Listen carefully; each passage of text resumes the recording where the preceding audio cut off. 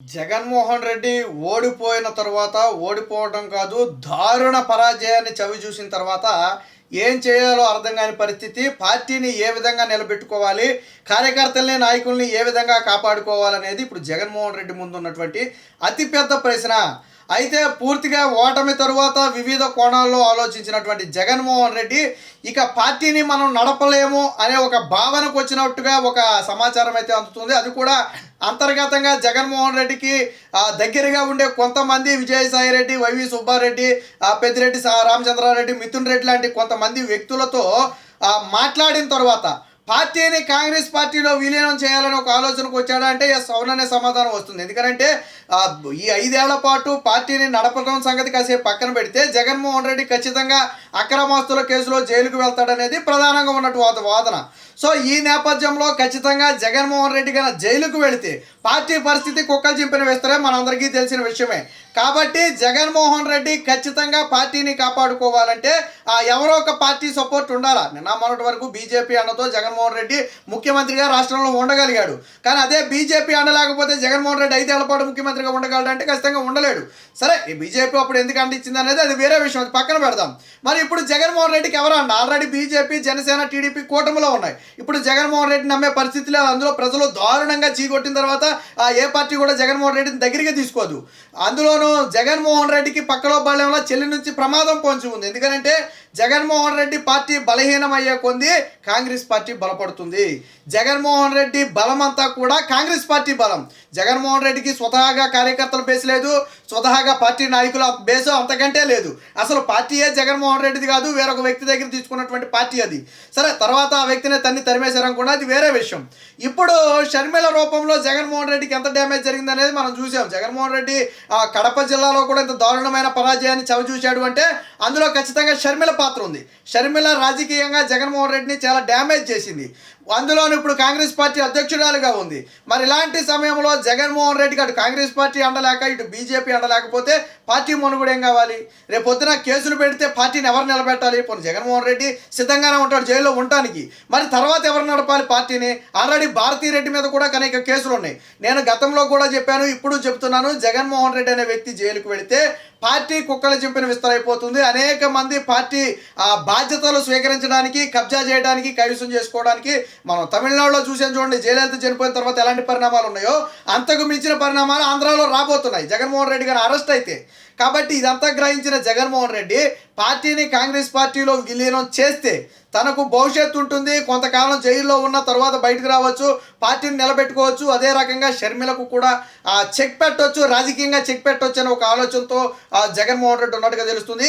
ఈ కోణంలోనే కాంగ్రెస్ పార్టీ మద్దతు కూడగట్టడానికి, అంటే ఇప్పటికిప్పుడు విలీనం చేయకపోవచ్చు కానీ నైతికంగా కాంగ్రెస్ పార్టీ మద్దతు కూడగట్టడానికి జగన్మోహన్ రెడ్డి ప్రయత్నం చేస్తున్నట్టుగా తెలుస్తుంది. అందులో భాగంగానే యలహంక ప్యాలెస్కి దాదాపుగా 9 ఏళ్ళు 10 ఏళ్ల తర్వాత బెంగళూరులో ఉన్నటువంటి జగన్మోహన్ రెడ్డి యలహంక ప్యాలెస్కి అయితే వెళ్ళడం జరిగింది. ఎందుకు వెళ్ళాడు అంటే డీకే శివకుమార్ ద్వారా సంప్రదింపులు జరపాలి అనేది జగన్మోహన్ రెడ్డి ప్రధాన ఆలోచనగా ఉన్నట్టుగా తెలుస్తుంది. ప్రస్తుతానికి కాంగ్రెస్ పార్టీ మద్దతుగా జగన్మోహన్ రెడ్డికి ఉంటే భవిష్యత్తులో కాంగ్రెస్ పార్టీని విలీనం చేయడానికి కూడా అవకాశం ఉంటుంది. ఒకవేళ తాను అరెస్ట్ అయ్యే పరిస్థితి వస్తే కాంగ్రెస్ పార్టీలో నేను విలీనం చేస్తానని చెప్పి మాట్లాడటం కోసమే జగన్మోహన్ రెడ్డి యలహంక ప్యాలెస్కి వెళ్ళినట్టుగా తెలుస్తుంది. లేకపోతే 2015లో చివరిగా వెళ్ళాడు. ఆ రోజు నుంచి ఈ రోజు వరకు అంటే ప్రతిపక్షంలో ఉన్నప్పుడు వెళ్ళలేదు, ఇప్పుడు అధికారంలో ఉన్నప్పుడు కూడా అవసరం రాలేదు కాబట్టి వెళ్ళలేదు. కానీ ఓడిపోయిన తర్వాత జగన్మోహన్ రెడ్డికి అవసరం వచ్చింది. ఖచ్చితంగా జగన్మోహన్ రెడ్డికి వేరొక పార్టీ అండలేకపోతే, జాతీయ పార్టీ అండలేకపోతే తన మనుగడ సాధ్యం కాదు అని అర్థం చేసుకున్నాడు. గతంలో కూడా చూడండి, మెడలు వంచి నాకు 25 ఎంపీ సీట్లు ఉండి మెడలు వంచి ప్రత్యేక హోదా తెస్తానని చివరికి వచ్చినప్పటికి ఏం చేశాడు జగన్మోహన్ రెడ్డి? నరేంద్ర మోదీ రాగానే విమానాశ్రయంలోనే ఆయన మెడలు వచ్చేసాడు, కాళ్ళ మీద పడ్డాడు. ఎందుకు అంటే స్వామి భక్తి. 5 ఏళ్ల పాటు తాను ముఖ్యమంత్రిగా ఉండాలి అంటే ఆ సిబిఐ ఈడీ కేసులో కదలకి రాకూడదు. ఆ విషయం జగన్మోహన్ రెడ్డికి తెలుసు. అందుకనే జగన్మోహన్ రెడ్డి ఆ విషయంలో జాగ్రత్త పడ్డాడు. గతంలో కూడా సోనియా గాంధీ కేసులు పెట్టిందని చెప్పి విమర్శించిన జగన్మోహన్ రెడ్డి ఏం చేశాడు? సోనియా గాంధీ కాళ్ళ మీద పడ్డాడు. ఏకంగా స్వయంగా తన భార్యనే రాయబారానికి పంపాడు, సోనియా గాంధీ వద్దకి, రాహుల్ గాంధీ వద్దకు. ఆ తర్వాత కదా జగన్మోహన్ రెడ్డి బయటకు వచ్చాడు కేసుల నుంచి. సో ఇలాంటి అనేక కోణాలు, అంటే తాను కేసుల నుంచి బయటపడటం కోసం జగన్మోహన్ రెడ్డి ఎలాంటి నీచానికైనా దిగుతాడు. ఇప్పుడు డీకే శివకుమార్, ఎందుకంటే బీజేపీ నుంచి కలిసే అవకాశాలు లేకుండా పోయినాయి కాబట్టి కాంగ్రెస్ పార్టీ నుంచి పావులు కదపాలి. ఆల్రెడీ తనకు కాంగ్రెస్ పార్టీ మూలాలు ఉన్న నేపథ్యం నేపథ్యంలో తన తండ్రి కాంగ్రెస్ పార్టీ, తాను ఎంపీగా జీవితాన్ని ప్రారంభించింది కాంగ్రెస్ పార్టీ, ఈరోజు తన దగ్గర ఉన్న క్యాడర్ మొత్తం కూడా కాంగ్రెస్ పార్టీ క్యాడరే. ఆ విషయం తెలుసు కాబట్టే ఇప్పుడు జీకే శివకుమార్ ద్వారా సంప్రదింపులు జరిపి నైతిక మద్దతు కాంగ్రెస్ పార్టీది కూడగట్టాలనే ఒక ప్రయత్నం అయితే చేస్తున్నట్టు తెలుస్తుంది. ఇవి ఫలిస్తాయా లేదా అనేది పక్కన పెడితే యలహంక ప్యాలెస్లో ప్రధానంగా చర్చించడానికి వెళ్ళింది దీనికోసమే. గతంలో కూడా మీరు చూడండి, రేవంత్ రెడ్డి ముఖ్యమంత్రి కాకుండా ఉండడం కోసం డీకే శివకుమార్ ద్వారా జగన్మోహన్ రెడ్డి పావులు గదిపాడు. అంటే రేవంత్ రెడ్డికి ముఖ్యమంత్రి పదవి ఇవ్వకుండా ఎవరికొకరికి ఇవ్వాలి, వేరే ఎవరికి ఇచ్చినా తనకు ఇబ్బంది ఉండదనే ఒక ఉద్దేశంతో పావులు గదిపాడు అనేది ప్రధాన వాదన. అయితే అంటే అప్పట్లో డీకే శివకుమార్ దగ్గరికి, అలాగే రేవంత్ రెడ్డి దగ్గరికి జగన్మోహన్ రెడ్డి దూతల్ని పంపే ప్రయత్నం చేసినా అవేవి కూడా ఫలించనా. సరే, డీకే శివకుమార్ ఈ విషయంలో పెద్దగా ఇన్వాల్వ్ అవ్వలేకపోయాడు జగన్మోహన్ రెడ్డి రాయబారం నడిపినప్పటికీ కూడా. సో ఆ పరిచయం ఆల్రెడీ డీకే శివకుమార్కి ఎలాగే ఉండనే ఉంది. రెండోది, ఆల్రెడీ చెల్లి నుంచి తనను తాను రక్షించుకోవాలి. ఒకవేళ చెల్లు పక్కలో బళ్ళంలో మారితే వైసీపీ పార్టీ పతనం అయ్యే కొంది కాంగ్రెస్ పార్టీ బలపడుతుంది. వైసీపీ పార్టీని కాంగ్రెస్ పార్టీ ఆక్రమించినా ఆశ్చర్యపోవాల్సిన అవసరం లేదు. ఆ ఓట్ షేర్ ఏదైతే ఉందో ఆ ఓట్ షేర్ మొత్తం కూడా వైసీపీ ఓట్ షేర్. స్వతహాగా రాజశేఖర రెడ్డి మీద అభిమానులు, కాంగ్రెస్ పార్టీ మీద అభిమానులు, ఆ రోజు విభజిత ఆంధ్రప్రదేశ్లో తప్పని పరిస్థితుల్లో తెలుగుదేశం పార్టీలో చేరలేని వాళ్ళు కాంగ్రెస్ పార్టీలో చేరారు, అది వైసీపీ పార్టీ అయింది. సో కానీ ఇప్పుడు పరిస్థితులు మారాయి. 10 ఏళ్ల తర్వాత జనానికి విషయం అర్థమైంది, అందులోనూ గత ఎన్నికల తర్వాత విషయం అర్థమైంది. ఇదే సమయంలో రాజశేఖర రెడ్డి నిజమైన వారసురాల్ని నేను అని చెప్పి షర్మిల బయటకు వచ్చింది. దాన్ని పులివెందుల, కడప లాంటి ప్రజలు యాక్సెప్ట్ చేశారని మనం ఒప్పుకోవాలా. వాస్తవానికి షర్మిల మొన్న గెలిచే అవకాశం ఉండే, ఎందుకంటే చివరి సెకండ్లో అవినాష్ రెడ్డి మీద ఓడిపోవాల్సి వచ్చింది. వాస్తవానికి చాలా తక్కువ సమయంలో ప్రచారం చేసినప్పటికీ కూడా చాలా గట్టి పోటీని అయితే ఇచ్చింది. ఒకవేళ ప్రచారం కన్నా ముందే మొదలు పెట్టుంటే షర్మిల ఖచ్చితంగా అక్కడ కడప నుంచి అయితే ఆ ఎంపీ అభ్యర్థిగా గెలిచినా ఆశ్చర్యపోవాల్సిన అవసరం లేదు. మొత్తానికి నైతికంగా ప్రజలైతే మద్దతు పలుకుతున్నారనేది అర్థమవుతున్న విషయం.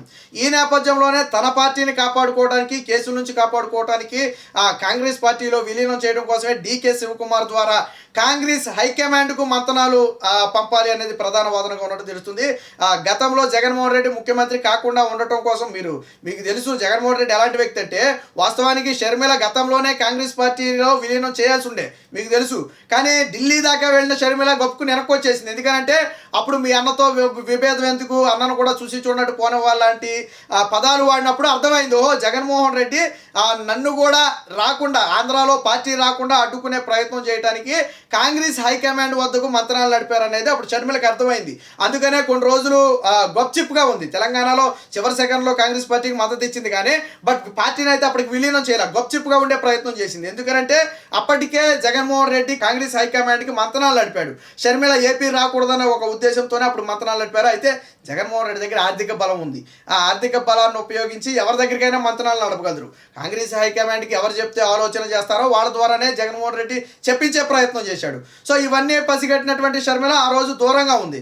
సో ఇప్పుడు మళ్ళీ జగన్మోహన్ రెడ్డి సరే తప్పని పరిస్థితుల్లో ఇక కాంగ్రెస్ పార్టీలో అధ్యక్ష బాధ్యతలు చేపట్టాల్సి వచ్చింది. సరే కాంగ్రెస్ కూడా వ్యూహం మార్చుకుంది. మరి ఇప్పుడు జగన్మోహన్ రెడ్డికి ఎవరు కావాలి అంటే మళ్ళీ కాంగ్రెస్ పార్టీ అండే కావాలా. ఎందుకంటే బీజేపీ నుంచి ఎట్టి పరిస్థితులు అండొచ్చే పరిస్థితి లేదు. ఈ 5 ఏళ్లలో జగన్మోహన్ రెడ్డి అరెస్ట్ కాకుండా అడ్డుకోవడం దేవుడు వల్ల కూడా కాదు. ఖచ్చితంగా కేసుల్లో కథలకు వస్తుంది. కథలకు వచ్చిన మరుక్షణం అరెస్ట్ అవుతాడు. అవి కాకపోయినా ఆంధ్రాలో జరిగినటువంటి స్కాములకు సంబంధించిన అరెస్ట్ ఖాయం. కాబట్టి పార్టీని విలీనం చేస్తే కనీసం పార్టీ బతుకుంటుంది, తనకు రాష్ట్రంలో భవిష్యత్తులో పార్టీ అధికారంలోకి వచ్చే అవకాశం ఉంటుందనే ఒక ఆలోచన అయితే జగన్మోహన్ రెడ్డి చేస్తున్నట్టుగా తెలుస్తుంది. దీనికోసమే డీకే శివకుమార్తో మీట్ అవ్వడానికే యలహంక ప్యాలెస్కు వెళ్ళాడనేది ప్రధాన వాదన. సో అవునా కాదా అనే తెలియాలి అంటే వారిద్దరూ మీట్ అయ్యారా లేదా అనే విషయం తెలియాలి. దీనికి కొద్దిగా సమయం పట్టే అవకాశం ఉంది.